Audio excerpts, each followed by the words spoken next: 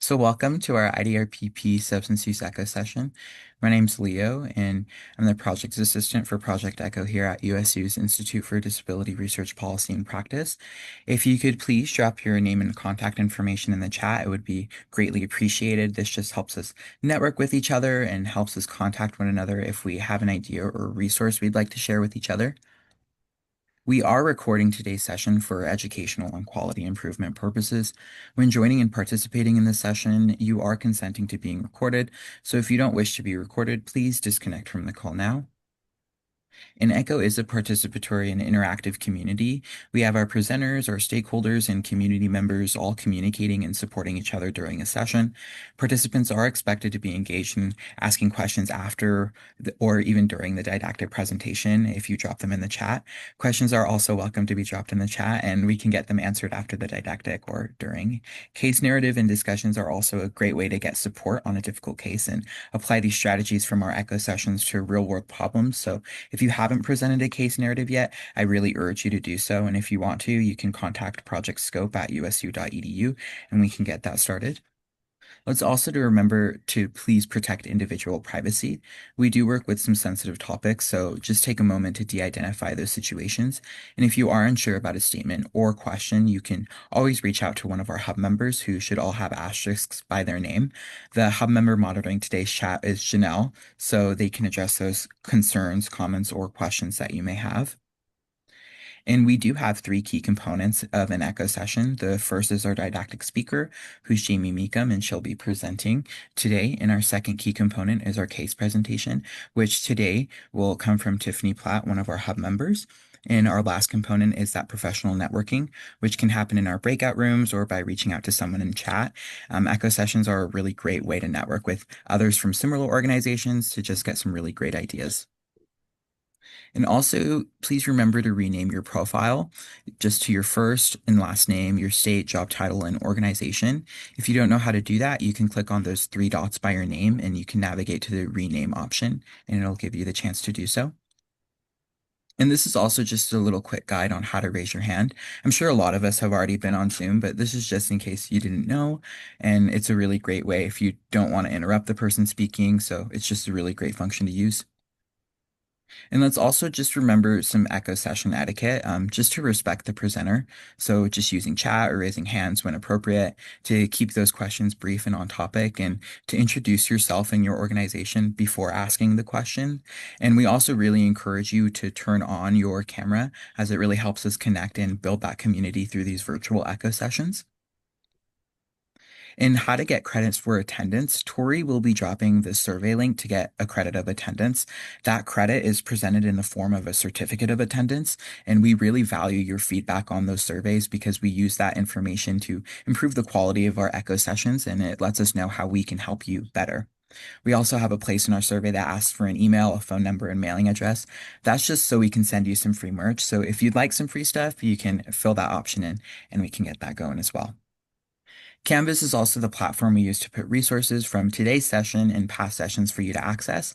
So if you would like an invite to our Canvas page, again, please email projectscope@usu.edu and we can send that invite over. And just another plug for case studies. It's a really great opportunity to receive some really valuable and applicable feedback. So if you'd like to, again, reach out to projectscope@usu.edu and we can get a case presentation started for you. It doesn't always have to match the didactic, and even one of the hub members can present it for you if you're not comfortable presenting it by yourself. And make sure you follow USU IDRPP's Project Echo on social media. We have a Facebook, Instagram, and LinkedIn page where we post information, some quotes from our sessions, and these pages are just a really good way to stay connected with each other. And if you'd like, you can also join our Facebook group by scanning the QR code on the screen. This is just so we can continue some discussion after session. You can also receive updates on all of our upcoming sessions. And again, it's another professional networking opportunity that Echo provides. So yeah, now I'll let Jamie share her screen.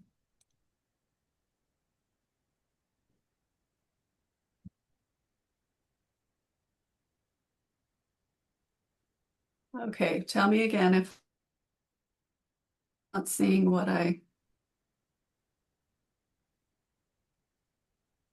can. You seeing the PowerPoint? Yeah. Okay, great. All right. Well, thank you so much for having me today. And I will ask if there are questions, if you see something pop up in the chat, or just let me know because I can't see it. Um, but I'm excited to be here. As Leo said, my name is Jamie Mecham. I'm an associate clinical professor in speech language pathology and the director of the Utah State Speech and Language Clinic. And I'm here to talk today about language outcomes related to trauma. Um, my mouse does not want to work, sorry. So we have three learning outcomes that we're hopefully going to cover today. To be able to identify common impairments with expressive and receptive language and social communication that are related to trauma exposure, to understand child development in prenatally exposed or abused or neglected children, and to learn the principles for effective interventions and strategies on how to best implement those principles. Um, Trauma is an overwhelming event that renders a child helpless. We are mostly going to be talking about trauma with children, but realizing that traumatic experiences can happen throughout the lifespan and impact people differently. Trauma can also happen to a child prenatally, and I would also say to feel free to take care of yourself. If some of this is difficult for you, take a break. No one's going to be offended if it's just too much. There are different types of trauma.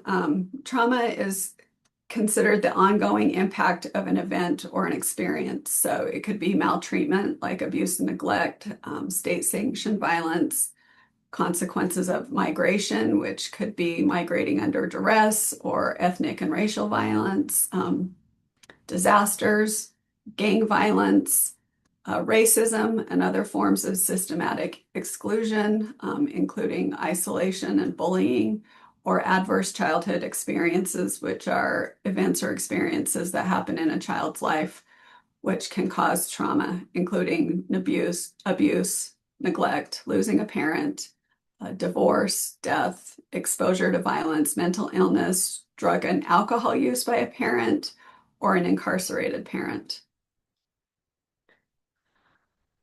Complex trauma is trauma within the caregiving or the family system.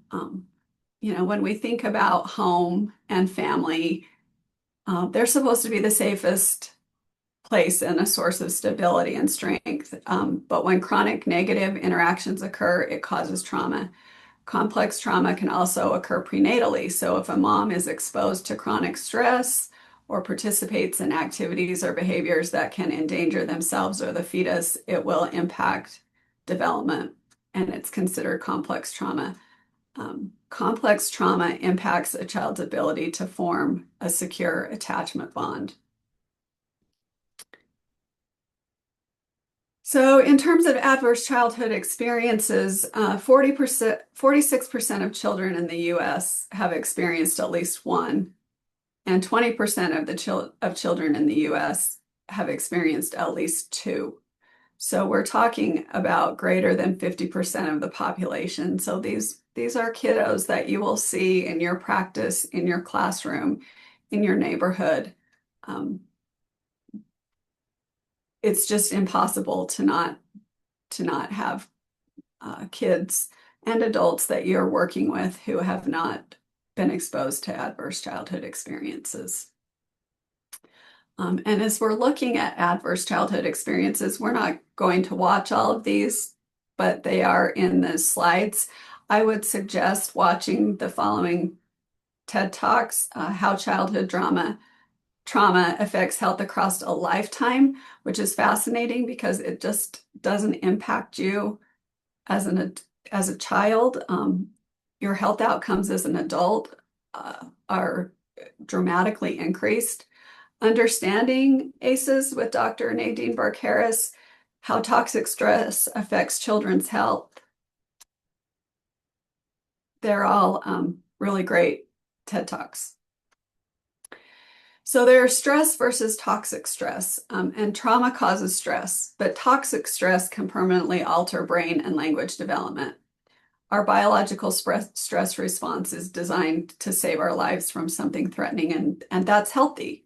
But the problem is that when the stress response is activated repeatedly, it becomes overactive and can affect our brain development, our immune system, and even how our DNA is read and transcribed.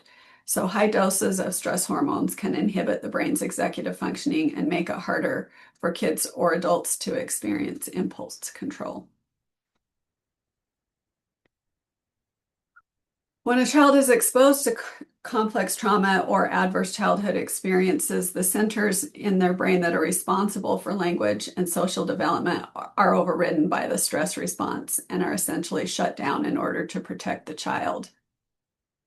There has been a growing body of evidence that demonstrating that trauma exposure affects children's communication development. Early research showed that children who had experienced maltreatment had significantly poor speech and language abilities in terms of receptive, expressive, and pragmatic language. So, receptive being what we understand, expressive, what we're able to talk about, and pragmatic being the social language skills that we need in order to communicate with and build connections with other people. When compared to children who had not experienced this kind of maltreatment. Research also demonstrates that early deprivation and trauma cause lifelong neurological changes that can impact all aspects of health and development.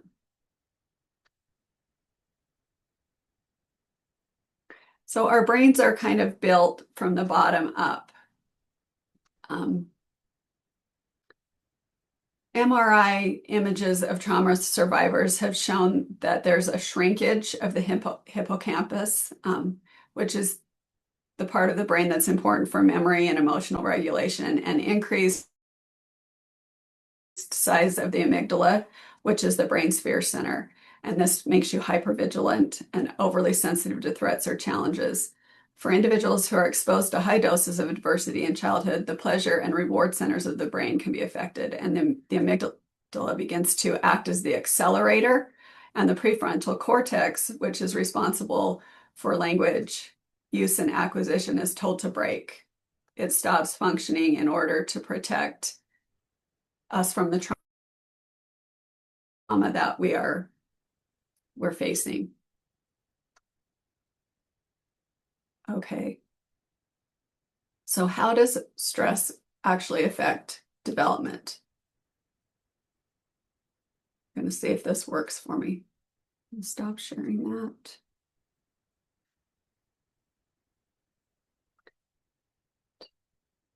This one.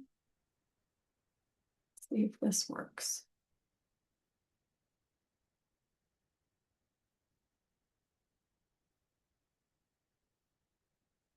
Can you see the video? Yeah. Okay.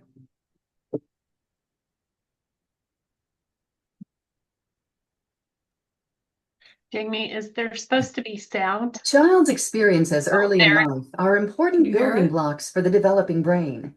Genes, nature, are like the blueprint. They provide the basic framework for brain development. However, genes do not design the brain completely. Environmental influences, nurture, fine-tune how the brain works by shaping which brain connections get used. Connections that are used more grow stronger and more permanent, whereas ones that do not get much use fade away. Together, genes and the environment build the foundation for all future development. Safe, stable, and nurturing relationships early in life lead to healthy development. But children's brains capture other experiences as well. Stressful events.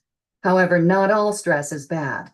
Positive stress involves normal childhood experiences, like starting daycare or meeting a new person for the first time. This stress is essential for healthy development because it helps children develop coping skills and confidence. But when stress is frequent, chronic, and uncontrolled, it is toxic to children, especially when they do not have a caregiver to provide support or buffer the stress. Adverse childhood experiences, ACEs, such as abuse, neglect, exposure to intimate partner violence, parental depression or addiction, and poverty, are toxic stressors which could lead to lifelong changes in learning and behavior. ACEs early in development can impact social, emotional, and cognitive functioning, increased risk-taking behavior such as drinking and substance use, and increased risk of disease, disability, and social problems later in life. The question is, how do adverse childhood experiences impact a lifelong development? One of the most important systems in our body is our stress system. It's activated when we experience stress. We become alert, our heart rate increases, and so do our stress hormone levels, cortisol and adrenaline. Our body is ready to react, what is known as fight or flight. A short period of time after the stress is over, or if a child receives support from a caregiver, the stress response turns off and the body returns to a normal state. Adverse childhood experiences create stress responses that stay active, and without the support of a caregiver, the system has difficulty shutting off completely. This constant and prolonged activation can affect immune system functioning and increase the chances of sickness, infection, and disease. Prolonged activation of stress hormones is also toxic to the brain. Certain areas of the brain are more vulnerable to toxic stress, including the executive center or the brain's control center, an area important for solving complex problems, attention, reasoning, impulsivity, inhibition, and learning. A second area is the emotional center, the brain's alarm system, which is involved in processing and interpreting emotions and the ability to control impulses. The third area is the memory and learning center, the brain's filing cabinet, which plays a major role in learning and the formation and retrieval of memories. Science shows that adverse childhood experiences impact all of these brain centers. Behaviorally, what we begin to see is emotional distress, poor emotion regulation, greater impulsivity, learning difficulties, and physical and mental health problems.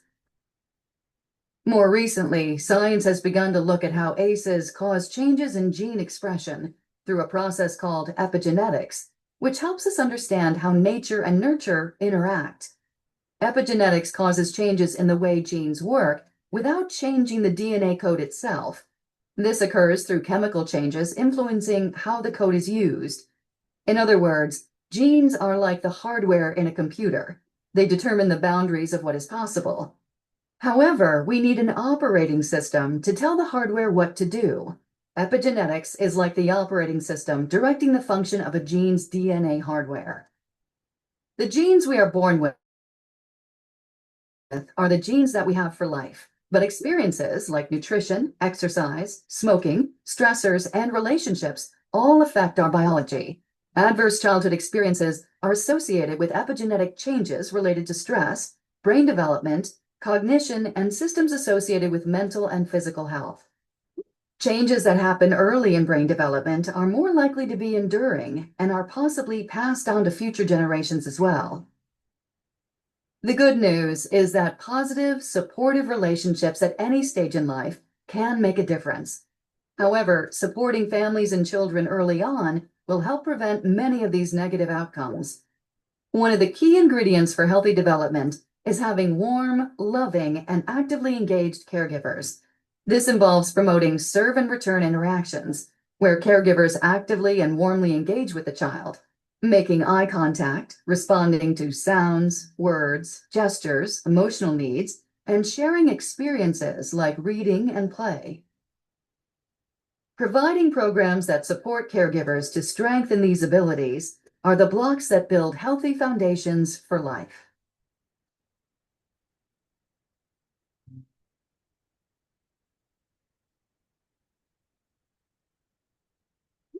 Okay. I thought that was a really good explanation Marketing research on a different level is now finding that adversity or trauma experienced in childhood can not only show up in the mental health of adults, but it could also be harmful to physical health. Our next guest has devoted her career to that research. Sorry, it skipped way ahead of me. What can you see now? Have I shared anything? I see your slides, but it's not in the presentation mode yet. Okay. Now it started you back at the beginning. Okay. Okay. Yeah. So, as we continue to talk about the effects of trauma on language development, I would just like you to kind of keep in mind a family. This family was recently seen in several clinics at the Utah State University Sorensen Center for Clinical Excellence. At this point, we've assessed 6 of the siblings for speech and language delays. Moms disclosed years of family trauma, including abuse. The children have not had access to adequate health care, don't attend public school, have no social networks outside of the home. And in the past year, all 6 children have been diagnosed with PTSD.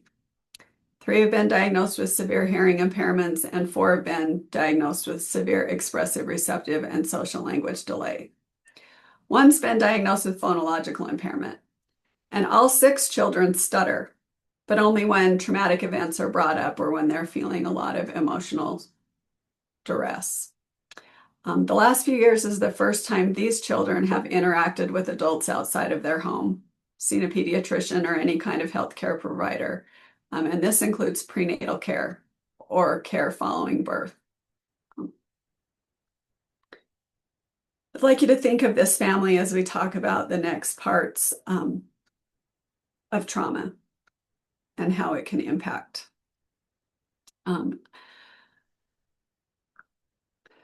Prenatal exposure to trauma.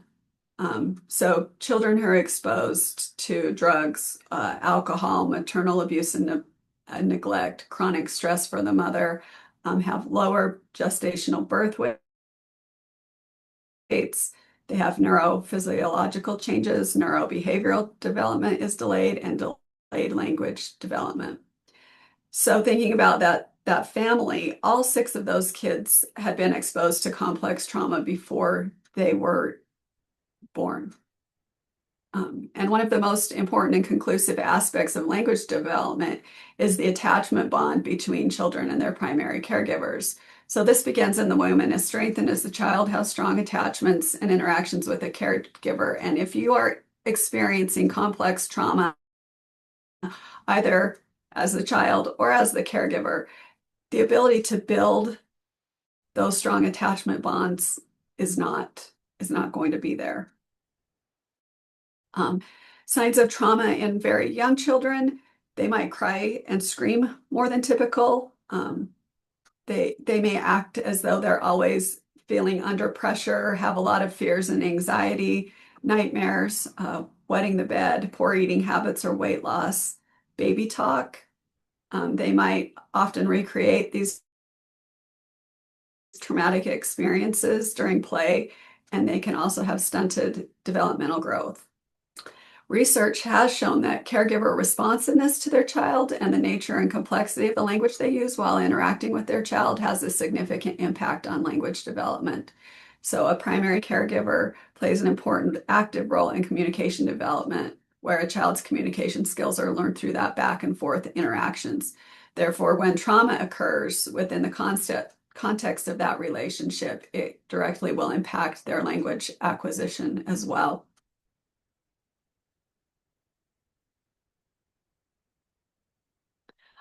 Elementary age children often exhibit feelings of shame or guilt, fear and anxiety. They may be really clingy with any adult that they feel like they can trust. They have trouble sleeping, worry excessively, have difficulty concentrating or startle easily. They may repeatedly talk about the experience, or on the opposite end, they may completely refuse to talk about the experience, and you'll see a decline in their school performance, which could be a result of loss of friends and memory difficulties.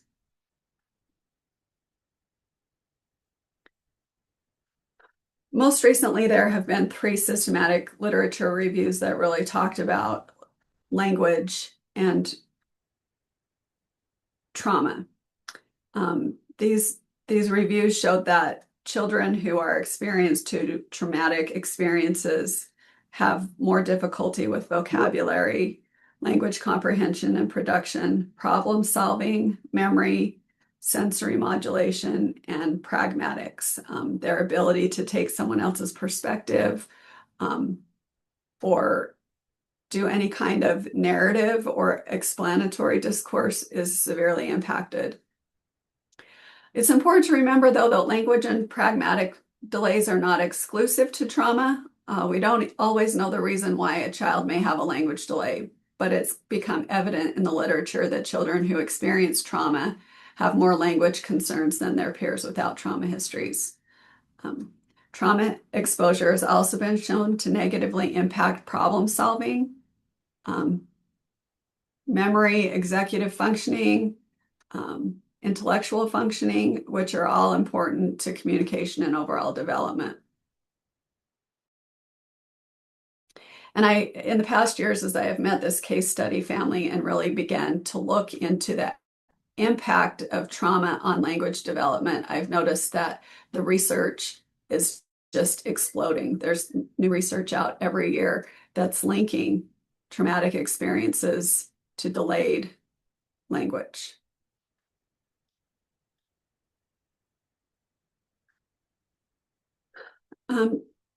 But to identify the impairments, you'll see that children in preschool and up to 3 populations have limited vocabularies, potentially really unpredictable behaviors and inability to follow directions and difficulty making friends and connecting. They may be showing a lot of signs of frustration and just lashing out.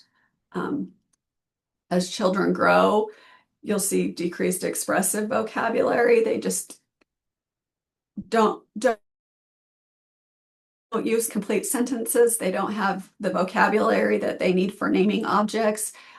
Their speech will be very generic. They'll talk a lot about this thing or that thing, but they can't name that thing and they can't talk about their feelings. They'll have decreased receptive vocabulary, so they have difficulty understanding and following directions. They'll have deficits in narrative and expository language skills, which is really one of the largest impacts in language because it limits their ability to give information, to express what's happened and make it believable.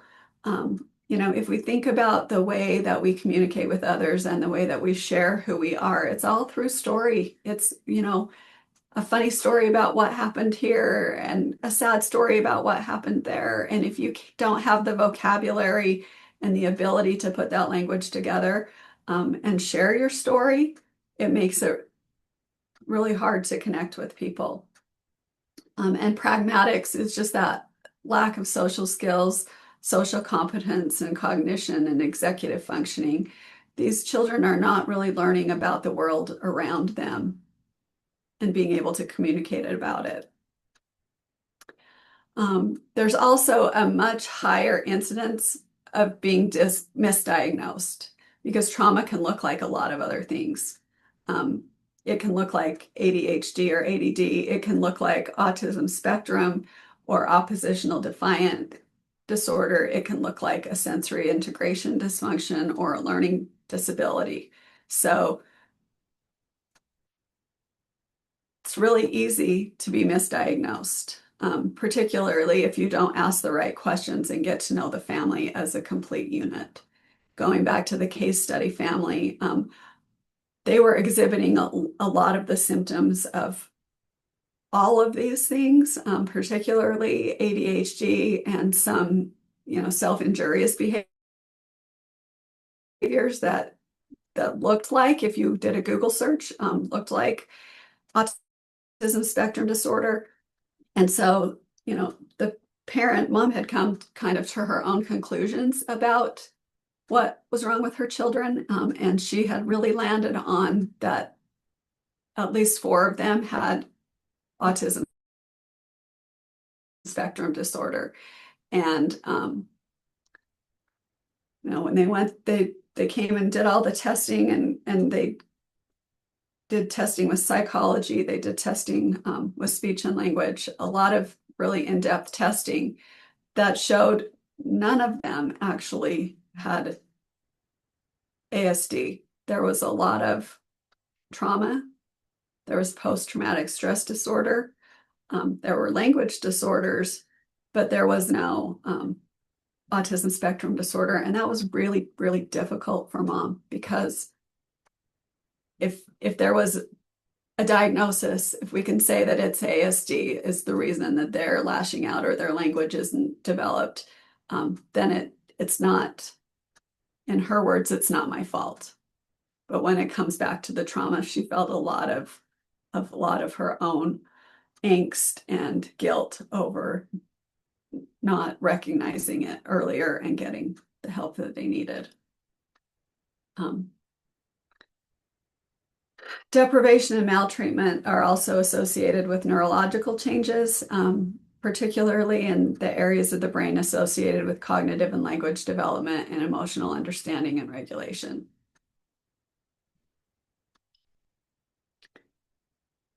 There's ongoing deficits in recognizing emotions and linking emotions to contextual situations. Kids who've undergone a lot of trauma or have a lot of ACEs are less accurate in identifying positive emotions in facial photos. So they're poorer at recognizing sadness. They're quicker to recognize anger, and they perceive anger in ambiguous situations. So these are kiddos who in class aren't going to be able to tell what the teacher's trying to convey through her emotions or her facial expressions. They may feel like they're always in trouble. They may feel like everybody's always mad at them. And they also have fewer and less detailed episodic memory. And that's showing up in the late preschool years. These kids just can't remember. So if they tell you, I can't remember, they really can't remember. It makes learning really difficult when that working memory is impaired. The Substance Abuse and Mental Health Services Administration defines trauma-informed practice as practices that are based on the knowledge and understanding of trauma and its far-reaching implications. The need for interprofessional collaboration is especially essential when working with young children who have experienced multiple cases. So SLPs require knowledge. Mental health care workers understand, and mental health care workers require knowledge that SLPs have. It's really important that we work together in this interprofessional collaboration to give these families the best care that they can get and that they deserve. Children who have experienced trauma are at risk for a variety of developmental delays and disorders, and one of the most likely and long-lasting is communication. Mothers who experience a number of ACEs as young children have difficulty also producing that coherent narrative reminiscing, which has been shown to be disruptive of attachment. So if a mom has gone through a lot of had ACEs in her childhood, is still continuing to go through a lot of trauma, she's not going to have the narrative skills necessary to share those with her children and create that bond, which means long-term language difficulties for both the parent and the child, which leads to difficulties expressing feelings, regulating behavior, and just engaging in conversational exchanges.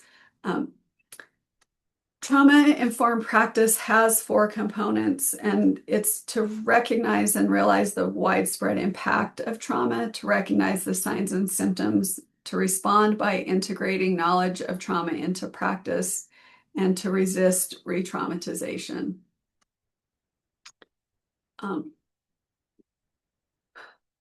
The most important things that you can do in terms of trauma-informed practice is provide safety. These kiddos need to know that that's safe. They need to have the trust and transparency of the people that they're working with. Peer support is very important. Collaboration, empowerment, voice and choice. Oftentimes, these kids have never been given a choice. They have no idea how to share what they want or what they like. And so it's important to give them empower them. And also there can be, generations of cultural, historical, and gender issues that are impacting this family and causing the trauma. So I think the framework that we need to kind of change our mindset about is changing the question from what's wrong with this child to what happened to this child. Children learn what they live. They develop at different rates. Some are more aware of their strengths and challenges than others. Brain development's impacted by their well-being and their early attachment, and some children are just more resilient than others based on their positive experiences. So it's important for us to look at what happened to this child. And the only way to do that is to treat every case as a whole. We have to treat the whole family. Trauma doesn't happen in a bubble. It doesn't happen to just one person within the family system. It happens to the whole family. Trauma-informed practice is a team process. You have to do assessments that identify strengths. Your interventions need to focus on strengths. You have to learn about the child and the family and explore the macro level processing that's affecting the child. So you would complete evaluations and intervention like you would with any other child, with just this added layer of holistic understanding that you can't just treat the child. Trauma happens to the whole family, and multidisciplinary care is so important in order to reduce the adversity and to treat the symptoms using best practices, which include things like home visits and care coordination, mental health training, nutrition, holistic practices, and sometimes medication. And it also includes really educating the parents about how this trauma is impacting their kids. So what that looks like in action is creating psychological and physical safety. Having the children know that they are safe psychologically and physically when they're with you.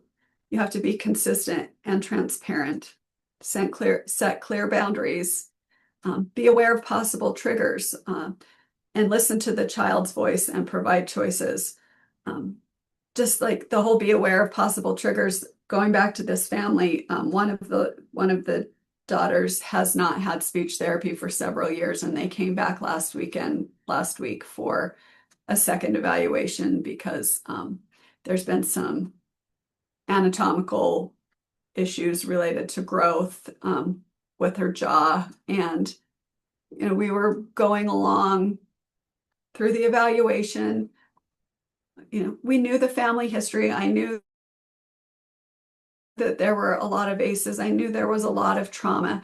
But just simply asking her, we gave her a test item, and she didn't understand the question, and it's a standardized assessment. So we had to say, I'm sorry, we can't repeat it. Just do the best you can. And she completely broke down. She was done because she felt like she was in trouble. She'd done something wrong. It was her fault. And it triggered a whole cascade of, it took probably 30 minutes to get her back to be able to even communicate with us at all. So things happen. And it's so important to be aware of those triggers and to minimize, if you can, what's going to be triggering. Trauma-informed assessments. You would do standardized assessments, criterion referenced assessments, interviews, and observations, all to get to know your client and their family and the caregivers the best way you can. And then trauma-informed intervention really looks at safety, minimizing the overwhelm for the kiddo. If they start to get overwhelmed, you're going to go right back to that primitive brain where the shut off is going to happen in their prefrontal cortex, and they're not going to be able to communicate or work with you the way that you need them to. Also changing your mind about the behavior and what the child is trying to communicate. Recognizing the trauma behaviors, establishing clear boundaries, providing choices rather than limitations. Make sure you're really focusing on their strengths and addressing the triggers and providing support that can help them be more resilient, addressing skills that support self-sufficiency. I think that this part about having clear boundaries is really important because children who've experienced trauma need a safe space and a safe person, and they need to understand that boundary, and that you won't be in their life forever. They're going to move on. They're going to need to learn to form safe and secure attachments and recognize safe people throughout their whole life. So by not setting boundaries, you're risking that re-traumatization as a child moves on and doesn't know how to set boundaries with other people in their lives. I think really one of the most important things about trauma-informed intervention, especially for little kids, is that we have to model for the parents how to provide a language-rich environment, model for the parents how to talk to their kids. It often doesn't come naturally, especially if the parents are traumatized. They don't understand that just the simple act of putting their phone down and engaging and interacting can make all the difference in the world. Some parents, it just doesn't come naturally to. So we need to teach them. We need to teach them how to read predictable books. We need to teach them how to play with their children. We need to teach them how to use wait time so that the kiddo has time to respond. We need to teach parents how to talk to their children and play with their children. There's a lot of different language stimulation techniques that we can easily teach children. Things like self-talk, which is just talking about what you're doing. Look, mommy's making breakfast. No, I'm going to crack the egg and put it in the pan. Oh, it's hot. Parallel talk. So talking about what the child is doing. Oh, Johnny's pushing the truck. Or expanding their language when the child says dog and then you say, oh, it's a big dog. I've had several parents tell me, in fact, more than I would like, tell me, I don't talk to my kids until they can talk back. The danger is they're never going to learn to talk back because children learn by example and they learn through these safe interactions with a caregiver. So it's never too young to start. They're never too little to teach the parents how to model and provide language-rich environments. Jamie, there is a question on there. It says they're never too young, but is there an age where they are too old to start talking?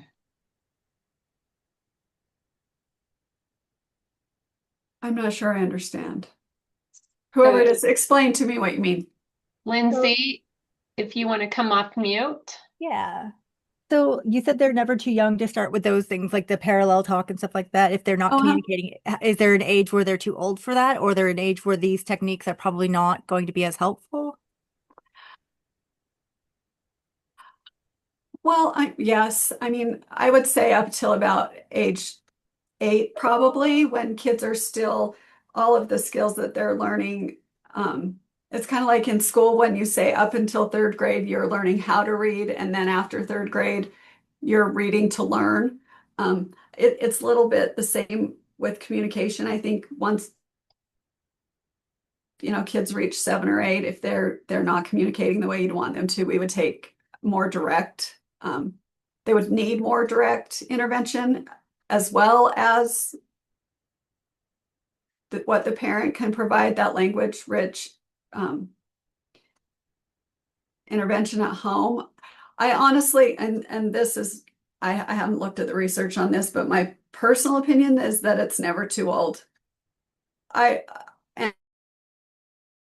it's probably the speech therapist in me, but I find myself, doing self-talk and parallel talk to my adult children and my husband sometimes, because I think we need to teach and model good communication. So it will look different. It probably won't look like, Johnny's pushing the truck, but if you have an 8 or 9 or 10-year-old who's struggling with communication, you'd be talking about things like what it looks like to be a good friend, or role playing what it would look like to invite someone over to play. So I think that those same techniques of language facilitation work. They just need to be kind of altered to fit the child as they're getting older. Does that Thank answer you. the question? Um, so trauma-informed intervention also, it's really important to remember that relationships with caring adults can protect children from the effects of ongoing stress and re-traumatization. So there are just a lot of little things when you're working with kiddos to remember. Things like don't use hand over hand. That can be really traumatizing to a child who's been exposed to abuse. If the students need extra support, they can put their hand on top of yours. But always ask for consent. If it's something that you have to touch them to do, ask for consent. Tell students the plan for your lesson or visit before you start. So I always tell my students what the plan is each time we have a session. If we're going to have a change in our regular routine, I'll let them know. Kids who've been through traumatic experiences don't like to be surprised. I do my best to tell them what goals they're working on that day, and why it's important to work on that. It's also important for them to know what they're working on so that you can get buy-in. For younger students, I may ask them if the goal is too hard. And sometimes they'll say yes. And then we have to talk about ways that it could be easier, or talk about the importance of feeling frustrated and working on things, and that they can advocate for themselves, but also how proud they can feel about doing hard things. It's important to be predictable. Kids are comfortable when expectations are clear and the consequences are predictable. So allowing time for transitions, giving ample warning time when an activity is going to end, and just staying as predictable as you can will help. I also really think it's important with kids who have been through traumatic experiences to not base rules on compliance. We only have really two true rules in speech. One is that we need to stay safe, and the other is that we need to be kind. So if a student's, leaning back on their chair, I'll say, we need to be safe. So you can either sit all the way in your chair, or you can stand up if you need to move, because I don't want you to get hurt, so that they can recognize that they aren't intentionally breaking rules and they're not in trouble. It may be that they just need movement to keep regulated, that they're having a hard time sitting in their chair. So framing your rules not based on compliance, in terms of there's only one way to do something. Recognizing emotions and feeling emotions. I think that anytime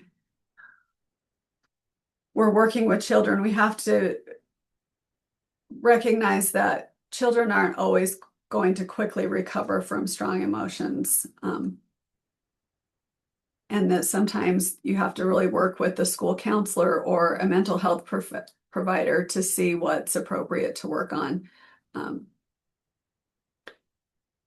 Students also who have had traumatic experiences often can't label their emotions. So maybe they can't tell you why they're feeling scared or afraid or acting out, and they're showing you that through their behavior. And then it's also really important, as you're providing intervention to these kiddos, to be flexible. Sometimes you won't get the activity planned that you had planned done if a student's had a rough day. And maybe the big win is just having them being able to communicate how they're feeling and work on something less structured, so that they still have access to the school environment or to the curriculum, or to whatever it may be that you're working on. It only takes one adult that has the time to listen to make a difference. So I think that it's important to just be flexible and help children know and feel that you're that one safe individual.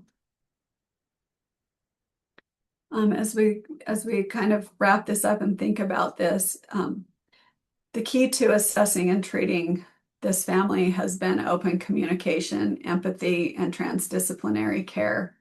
You cannot treat a client who's been exposed to trauma in a silo. And it's important to involve everyone that interacts with the family and work together. For this family, it was social workers, audiologists, vocational counselors, speech language pathologists, and we worked together to treat the entire family using a holistic approach. Holistic trauma-informed care is about the client or the family. You have to take ego out of all treatment. This family's had times when they're very invested in therapy and periods when they just couldn't get there. And that's okay. It's important to recognize that it's not about you. It's about doing what's best for the whole family. And like, while I, as a speech language pathologist, may think that their communication and literacy are the most important part, that's just coming from my lens, and it may not be the most important part to the family.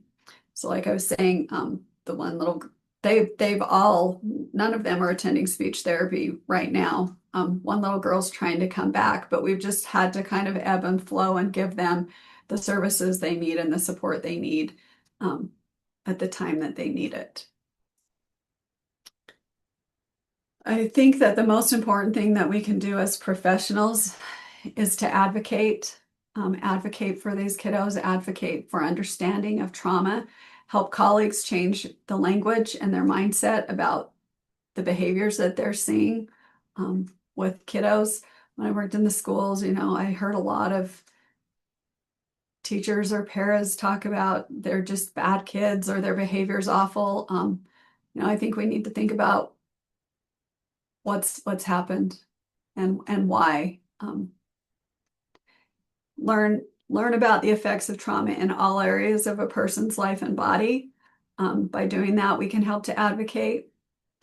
We can learn to recognize when there's a need for a trauma assessment. And we can remember that children and adults can heal from trauma. And with that, I wanted to show you one more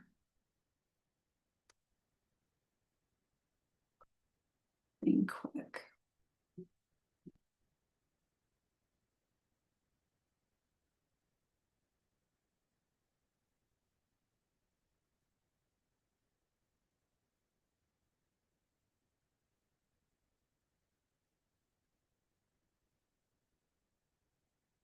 Things on my screen.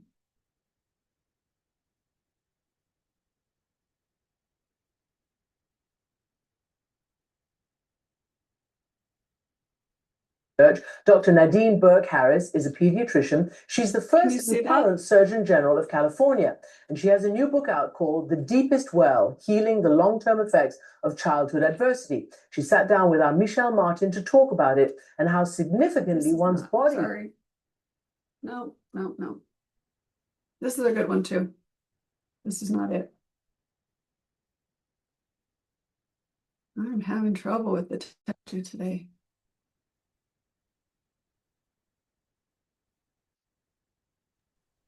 How it typically goes, right, Jamie? Yeah. Okay, here we go. I found it. No matter how hard I think or how prepared I think I am. Burke-Harris, and I am the CEO and a founder of the Center for Youth Wellness in San Francisco. The thing that for me is really promising for the field of ACEs and how trauma leads to chronic disease outcomes. When we look in 1983, when the time between diagnosis to death for HIV/AIDS was 6 months. 30 years later, when we look at standard antiretroviral therapy, The anticipated life expectancy is over 50 years. How did we get there? We got there by clinicians not accepting the inevitability of a death sentence. We got there by the basic science folks, by the clinical folks, the public health folks, the entire community coming together and say, we need to figure out what's going on so that we can intervene. And that's where we are right now with ACEs and toxic stress. We're beginning to understand the mechanism. And knowing that mechanism, we can begin to develop interventions that will interrupt that mechanism. So that 30 years from now, when we see a child who has an adverse childhood experiences score of 4 or 6, and we look at their increased risk of heart disease or chronic obstructive pulmonary disease or depression or suicidality, folks will say, what the heck happened here? Why did this go untreated? And that's the vision I think that we hold for where we are as a scientific community. I think that it is rare that you get to be at this point in time where you get to be part of the tipping point. We have the opportunity to see that the work that we do on a daily basis is reflected in the national conversation.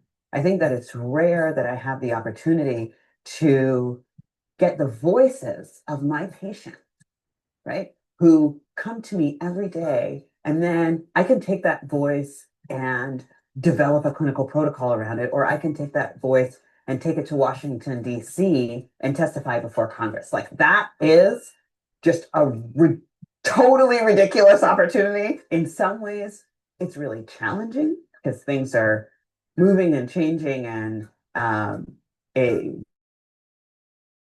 we don't have all the infrastructure we would like, and we don't have all the resources that we would like. But on the flip side, we get to see the impact, and we get to be part of shaping and creating our nation's response to the single largest public health threat that our nation is facing today.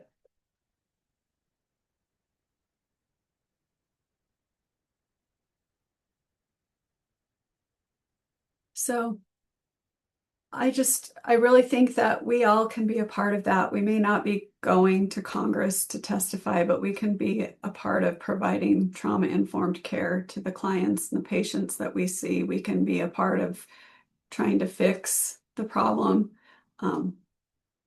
instead of propagating it. Are there any questions? Second, I've got someone knocking on my door. I'm happy to answer questions. You're good. Well, I just wanted to say thank you, Jamie, for taking the time out of your day to come present for our network here. I really appreciated all the information and all the videos that you showed us. I think they're super insightful. And I really liked, I think when you said, oh gosh, I already forgot, but I really like some of the quotes that you put into this presentation as well. I really liked when you said change I guess, the framework from what is wrong with this child to what happened to this child. I think that's super impactful. So I'll leave it open. Or I see that Ashley has her hand raised. So Ashley, sorry, hon, you're on mute. Thank you.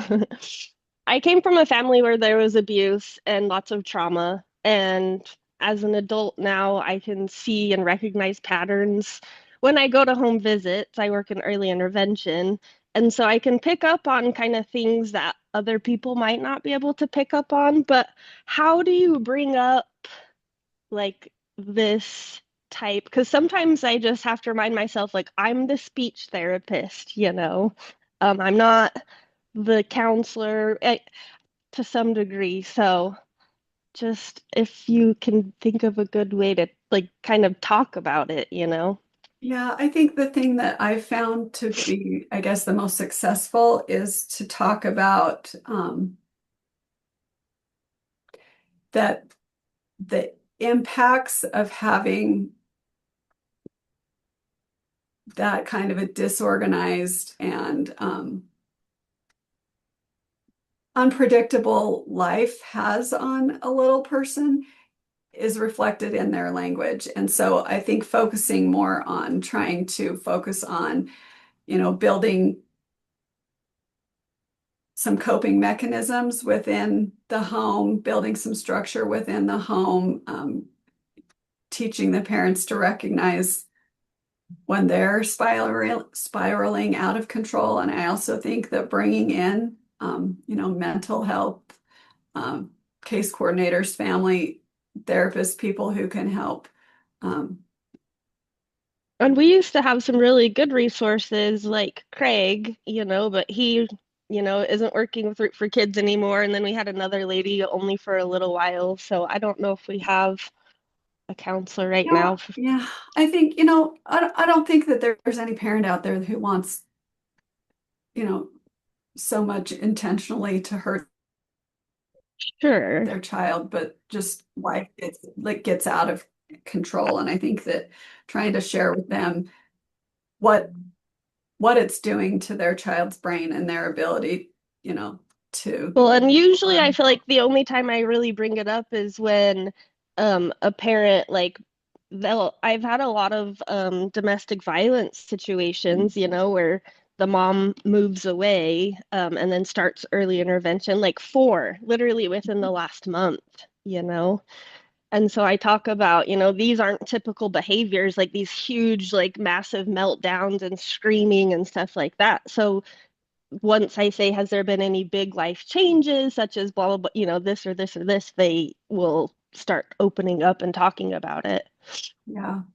And I mean, I think it's important too to remember that everybody can recover. Everyone can recover from it, but it's going to take a lot of positive relationships and positive role models and helping the parent, especially in those cases where they've gotten out and gotten away, to recognize that they're going to be that important safe space. Like, do you ever give the ACEs to the parents? Okay. Because I'm like, maybe I wonder if that we should just start giving. Yeah. Yes. I've even been to some doctors recently, or spoke to some different physicians and doctors who are giving it to everyone that comes in. Kind of like they're giving, the GAD to see if you have depression or anxiety. They're giving the ACEs to see what may be in your background that has been traumatic that could be impacting these things. Thank you. And then I see that Lindsay has her hand up, so Lindsay, you can go for it. Yeah, so I am that parent that I recognize that my child has had trauma and I have had trauma and I don't quite know, but I've attempted to get my child into services, but because she's not, she didn't test and get labeled as something, I'm like, how would you suggest maybe going about, like, I know she needs help. I can see the problems that we're having at home, but I can't get them to acknowledge that, like, service wise in school or in anywhere. Wow. Yeah, school's hard because you have to be at a certain level of, a certain amount of behind before they will start working with you. Um, I think that I don't, where are you located? I'm in Texas. You're in Texas. Oh, that's tricky. Um, how old is your 6. child? 6. Um, I would say like typically here working through the university, every university usually has like an IDRPP, or are there any universities close to you? Yeah, I actually work for a university. Yeah, I would check there and see if there's speech and language services available there and counseling services available there. We see a lot of those kiddos here, both in our clinic and in the rehabilitation services counseling clinic, who kind of fall through the cracks in terms of schools. Private clinics don't have to adhere to the same discrepancies as a public school, so it's easier to get services, and typically insurances will pay for it. So I would try to look for a private speech and language clinic or go through the university and see if they have a teaching clinic there, and see if that they can get you some help. Thank you. I'm also happy to share, some resources. I've got a lot of different books and things that I'm happy to share. Thank you. Mhm. Awesome. Thank you guys so much for those questions. I think we're going to move on over to Tiffany's case presentation. If I can have Tiffany come off mute. I just saw her leave her camera actually.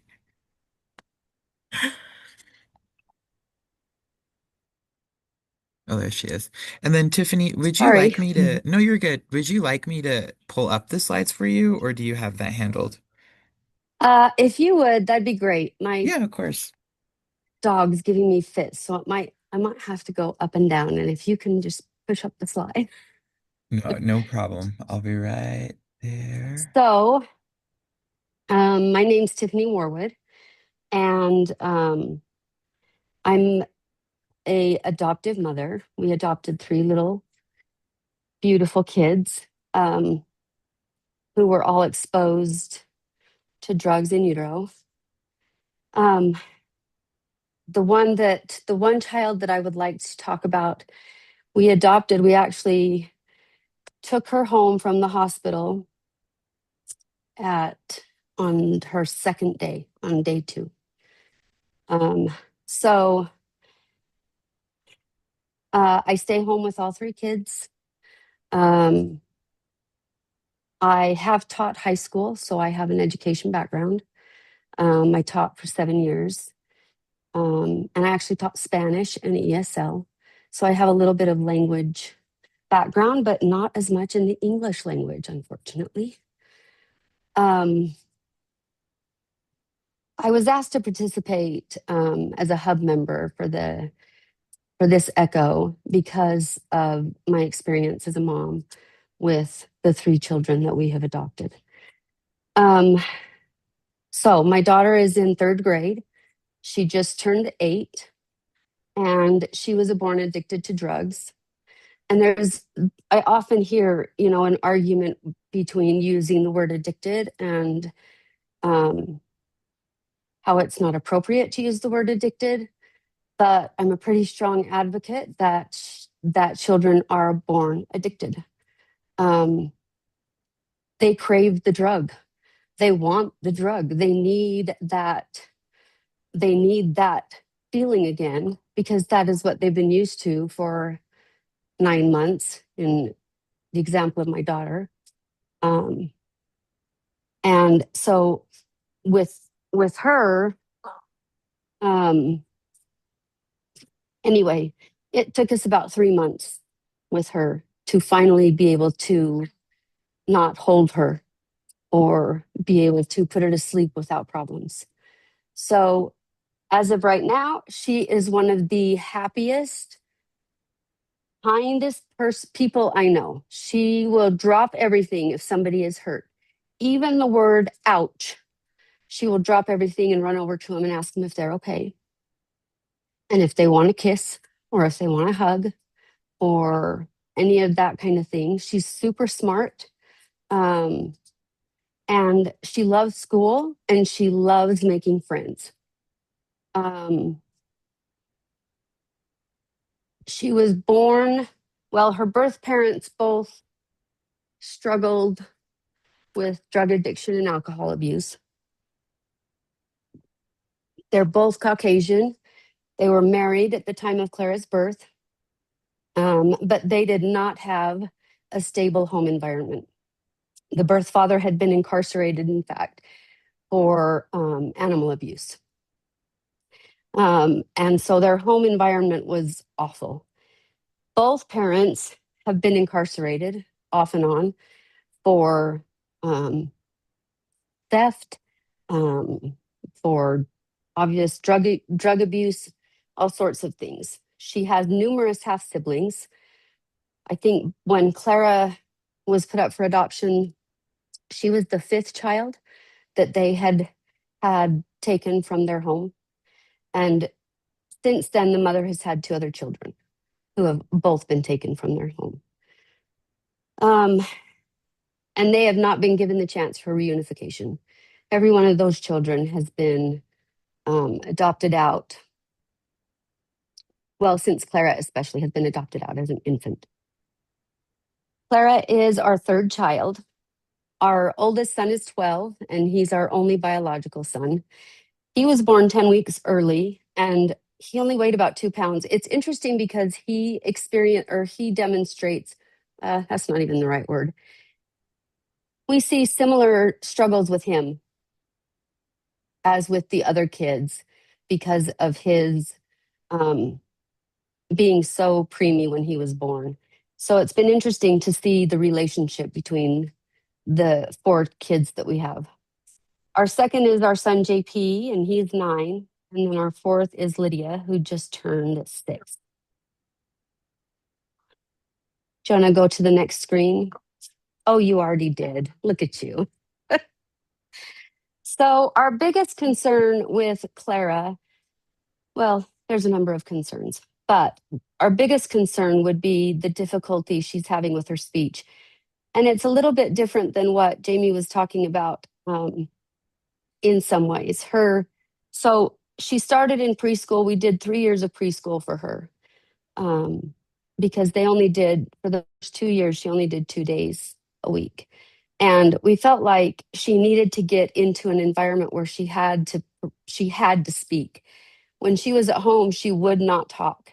She would just use gestures. She would go and point at things. She would do everything she could to tell us what she wanted without using words. And even when she was in preschool, she would have a hard time communicating through vocabulary and through using her mouth. Everything was just gestures at that time. By the time she entered 2nd grade, she was doing better verbally, but she could not produce certain sounds, the TH, the S, the Z, and the R. And she couldn't use them properly in any form. And she wasn't trying to use them. She didn't care what was going on with that. Her most recent IEP was just the beginning of this, well, toward the beginning of this school year in October. And it's still a hindrance to her. There's times when people still can't understand what she is saying. Certain words, I even, as her mom, typically the parents can begin to understand, their little nuances or their little differences in pronunciation. But even as her mom, there are times when I have to ask her 2 or 3 times to repeat the word or to repeat what she's saying because I can't understand her.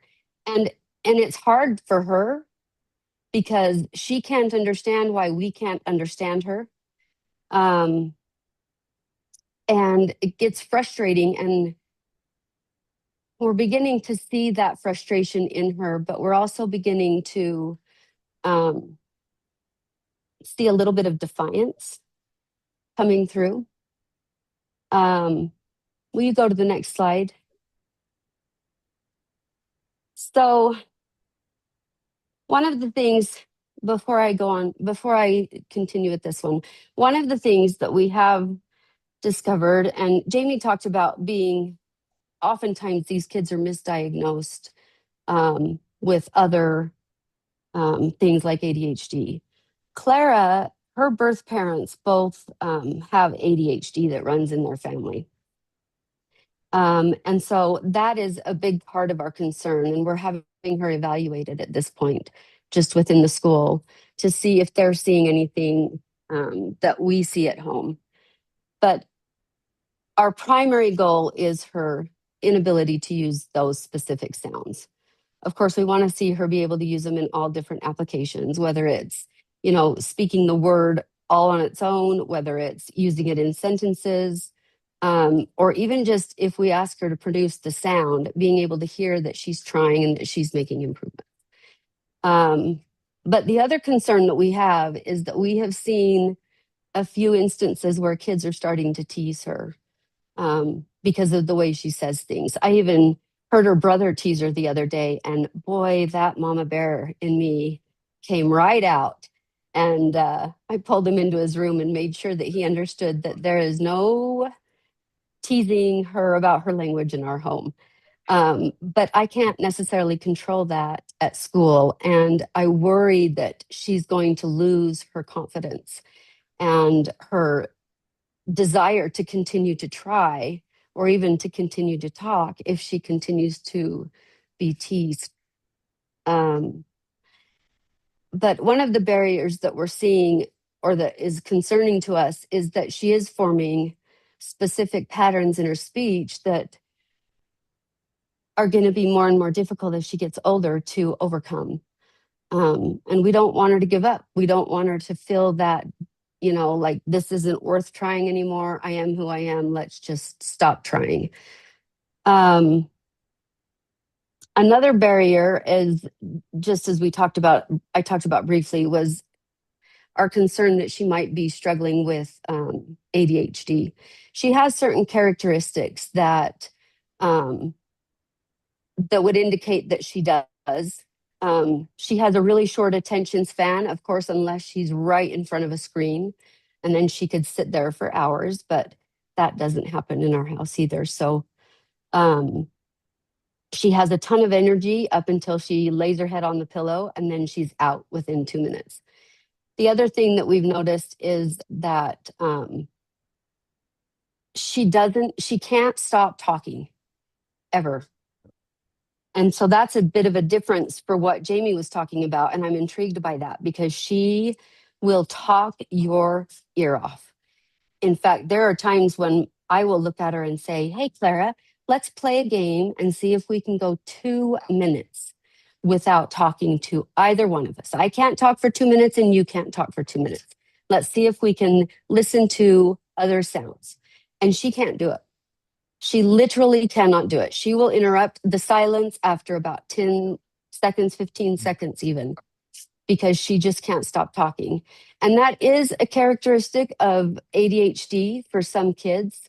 And it's interesting because as she continues to talk, she repeats things over and over and over again. So if she's watching a TV show, she will look at at me or my husband, and she'll say, Mom, did you see what just happened? She did this, this, this, and this, and this. And I'll say, oh, that's interesting. I'm not watching your show, so I didn't see that, but thanks for telling me. And then she'll say, but Mom, did you see it? And she'll repeat the same sentence. And in order to get her to stop with that, I actually have to say, oh, I did see it that time. Thank you. And then she'll stop. But then within the next 5 minutes, she'll talk about the next thing that happened in the show. And she'll repeat it 2 or 3 times. And anyway, it's interesting to see how all of, these characteristics have affected her ability to communicate. She's struggling with her reading. She's struggling with comprehension of what is being read. She does really good with reading the words, but if you were to ask her afterward what she understood or what the meaning behind the text is, she can't tell you. So anyway, we do have a couple questions. Hopefully you guys can give us some ideas. So what are some ideas for practicing these sounds at home that might be more enticing to Clara? So they send home a speech book, and it has words or simple phrases that she is supposed to say every day. And that's all that they give us from the school to practice at home with her.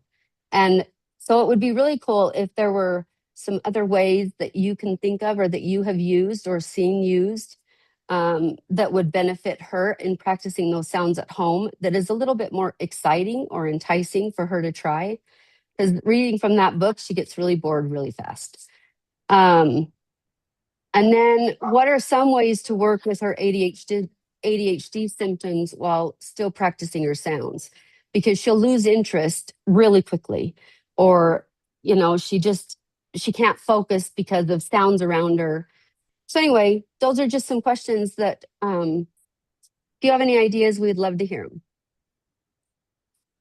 Awesome. Thank you, Tiffany. I'm going to leave those questions up on the screen because I think we're just going to stay in this large group for now. I think to answer the first questions for what are some other ideas for practicing these sounds at home that might be more enticing to Clara, I think from previous case discussions and lots of breakout rooms that I've been in, a lot of the times some of the providers will mention that if you pair their favorite character or just a really big motivator for them, that it'll probably end up making it a lot more enticing for Clara to practice speech. I don't know if she has a certain favorite character or not, but you might be able to pair it with some speech and language strategies to just make it a little more appealing for her to practice it. I mean, you could even cut out pictures and put it in the speech book itself, or you could create a tiny little speech book by itself with her favorite characters and see if that could be any sort of motivator. I know she's 8 years old, I'm pretty positive as well. So that strategy might be a little for the younger ones, but I think it still has a possibility of working. But I'd like to hear other people's ideas as well. And you can raise your hand or you can just come off mute if you want to. So Tiffany, this is Janelle. I put some ideas in chat. One of the things that can work really well, especially if you have ADHD, is using different modalities. So those speech books that she brings home, making up funny sounds, whatever the target is. So Okay. and then also doing Simon Says. Simon says to say whatever. So then we have to listen as well as those things, or also even going and finding things in your room, your house that go along with her target sounds. Those are great ideas. Thank you. This is Ashley, the SLP. Sorry, I'm driving, but we found like recordable buttons on Amazon. I posted a link, and there's four. Right now, they're only $10, so you just push it and you can have it say anything. Oh, So cool. some of our families will put them like on the outside of the pantry or on the fridge or to go outside, and it can say whatever you want it to say. They're also fun for like vowel play. Like if you just record like ooh, and then she pushes it and has to do just like the vowel sounds, because vowel Right. sounds can be inconsistent. Anything like any, you could use them for so many different ideas. Just getting her to do something or push something or put something in something will make a big difference. Like That's a great idea. yeah, I'll hide sound cards or like little letters like around the room, and then you gotta go look for them, or like in a book you can hide like flashcards and then say the card, and find it. So just fun little treasure hunts too. That's awesome. Thank you. And then Maria also put in there writing a story or a song using those words and then telling them orally to certain people, maybe even recording her telling the story or song. I Silly, like that idea too. yeah, and then silly and nonsense words using those sounds rather than the mental exercise or rote learning. Lindsay also then says she used interactive. I used an interactive that forced my child to pronounce things correctly before it would react to what she said, and she loved the bear. Oh, an interactive doll. That's what she's saying. Okay. She loved the bear and wanted it to respond, so she learned. So, Oh, that's cool. um, and then incorporate movement in some ways, like playing catch, and she throws the ball back to you after she says the target. That also helps with back and forth. Give her lots of choices throughout the day so she feels like she has control. These are awesome ideas. Thank you, everyone. I like the last one too, because I've never met a child born entitled, but this one was born entitled. She has to have the end, like she has to have the very last word. She's right. She's always right. You are wrong. And no matter how old you are as a mother of 46 years old, I don't know nearly as much as she does. And I'm told that I'm wrong all the time. So I like this idea of giving her choices of having control, because maybe if we did that more in other aspects, she wouldn't feel the need to control, um, the way Yes. that she interacts with other people. And I even tell families, like, you can hold up the same two objects. Do you want this spoon or this spoon? And just by them getting to choose and have a choice, they do feel like they have more control. Let her pick out her shoes, her clothes, her bowl she wants, what cup she wants. So yeah, just lots of choices throughout the day. And then you're modeling, do you want the blue cup or the yellow cup? Then she kind of has to, try to use her words to talk as well. That's a great idea. I love that. And it looks like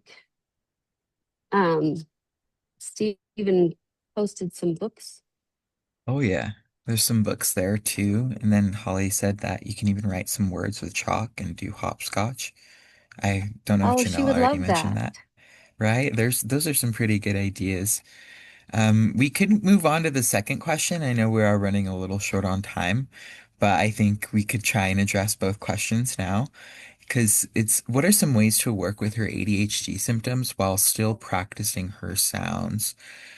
I think I think the answers with movement a lot of the time, I think those would be really, really helpful, honestly, but Right. I wouldn't, but yeah, because I hadn't really thought of incorporating sorts of movement into, I guess, speech and language therapies, but I think that's a really awesome idea. And I think, especially if Clara does have a lot of energy, perhaps those movement sort of based strategies would be able to kind of, you know, take out that energy.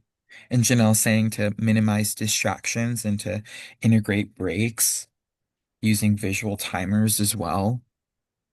Oh, that's a good idea too. The minimizing distractions is huge for her. She can't do her homework if there's noise around her. She can't, Mm. like, even if we give her two choices to choose from, she can't choose if there's other things happening around her. She is very, and it's almost like it just hurts her head. Like she will grab the sides of her head and she will just, I can't think, I can't do it. She gets super full of anxiety and stress. So that one's huge, and we need to do a better job at that one for sure. And also, Janelle said during Oh, homework, use noise canceling headphones. I don't know why I didn't think of that. That's a great idea. I should have thought of that. You guys are awesome. Awesome. Thank you. Trying to look up this word because I don't know if I have it right. I don't know. I was also thinking something with the vestibular system, but that might just be a one-off idea, but you'd never know. Okay, I can look into that.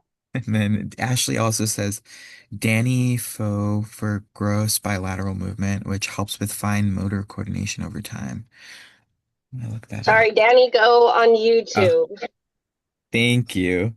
Yes. And I Okay, tell the parents, put on the same songs so they learn the same songs and learn to anticipate the songs, because that's also a higher level skill.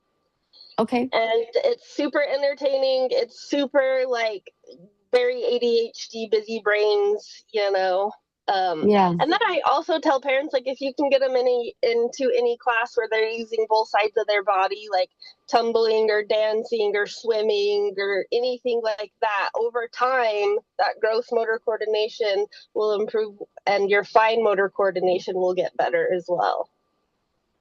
that's awesome. We did just put her in dance over the last couple of Awesome. months, so Great. hopefully we'll see some of that. That's really good advice. And Danny Go with siblings is wonderful. Then Okay. it's something they can do with them as well.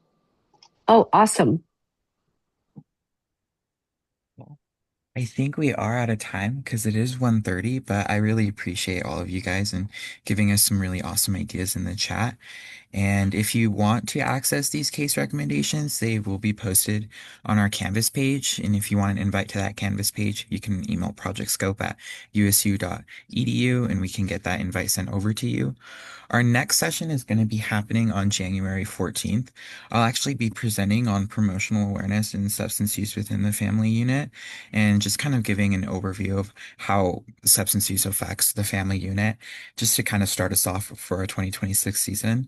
And also make sure that you took our survey for today to get that credit of attendance. Tori has been dropping that survey link in the chat. So if you click on it, you can always get your certificate. And again, I'm just going to promote the Canvas page. And if you want to, you can definitely present a case for our network. I'd really, really appreciate it. We love hearing different types of cases from all of our participants. So, yeah, thank you guys so much. Leo, And I before hope you go, I did, just so everybody knows, I did drop in the registration link for our 2026 series on this. So you can go ahead and register for that. awesome. Thank you, Janelle.